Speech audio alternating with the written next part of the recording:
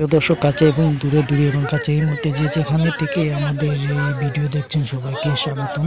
Viewers, আশা করি সবাই ভালো আছেন।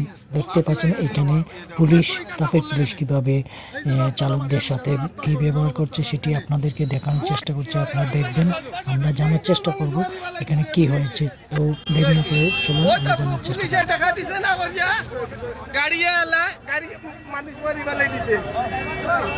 আপনারা শুনলাম তো ট্রাফিক পুলিশ কীরকম ব্যবহার করে চালকদের সাথে। তো দেখতে থাকুন, আমরা দেখানোর চেষ্টা করছি।